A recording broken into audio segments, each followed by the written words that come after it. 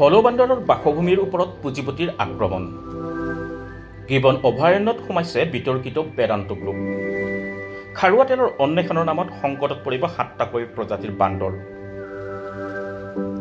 যোৰহাটৰ পৰা 22 কিলোমিটাৰ দূৰৰ মৰিয়নি ৰেল ষ্টেচনৰ কাষতে গিবন অভয়াৰণ্য। ব্ৰিটিছ চৰকাৰে 1881 চনতে এই অঞ্চল সংৰক্ষিত বনাঞ্চল হিচাপে ঘোষণা কৰিছিল। বনাঞ্চলখনত যথেষ্ট সংখ্যক হলুং গছ থকা বাবে হলুংপাৰ অৰণ্য নামেৰেও পৰিচিত আছিল।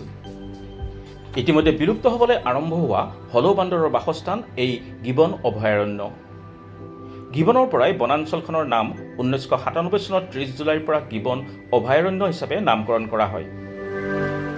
ভাৰতত পোৱা 15টা বান্দৰ প্ৰজাতিৰ 7টা প্ৰজাতিৰ বসতিস্থল এই গিবন অভয়াৰণ্যক ধ্বংস কৰাৰ ষড়যন্ত্ৰত লিপ্ত হৈছে এক বিশেষ শক্তি। ইকো চেঞ্চিটিভ জোন অৰ্থাৎ পৰিৱেশ সংবেদনশীল এলেকা এই গিবন অভয়াৰণ্যৰ 7টা স্থানত খাৰুৱা তেলৰ অন্বেষণৰ পদক্ষেপ গ্ৰহণ কৰা হৈছে। দেশৰ বিতৰ্কিত বহুজাতিক গোষ্ঠী বেদান্ত কোম্পানীৰ অধীনৰ কেয়াৰ্ন অইল এণ্ড গেছ নামৰ প্ৰতিষ্ঠানটোক গিবনৰ ওচৰে পাজৰে 7টা স্থানত খাৰুৱা তেল আৰু প্ৰাকৃতিক গেছ অন্বেষণৰ বাবে অনুমতি দিছে কেন্দ্ৰীয় পৰিৱেশ আৰু বন মন্ত্ৰালয়ে। একে সময়তে হলৌ বান্দৰ, লাজুকী বান্দৰৰ এই বাসস্থান ধ্বংস কৰাত জড়িত হৈ পৰিছে ৰাজ্যৰ মুখ্য বন সংৰক্ষক আৰু মুখ্য বন্যপ্ৰাণী সংৰক্ষক। গিবনৰ ওচৰৰ দিছৈ সংৰক্ষিত বনাঞ্চলতো আছে হলৌ বান্দৰ।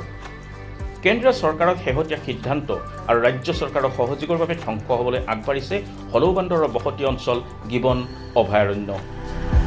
উল্লেখ্য যে এই বেদান্ত গ্ৰুপে সৃষ্টি কৰা প্ৰদূষণৰ বাবে উৰিষ্যা, তামিলনাডু আদি ৰাজ্য প্ৰত্যাহ্বানৰ সন্মুখীন হৈছে। কিন্তু দুৰ্ভাগ্যৰ বিষয়, এনে বিতৰ্কিত প্ৰতিষ্ঠানক অসমৰ বনাঞ্চল ধ্বংসৰ বাবে ৰঙা দলিচা পাৰি দিছে দিল্লী, দিছপুৰৰ চৰকাৰে। নিউজ ডেস্ক ৰিপৰ্ট, নতুন সময়।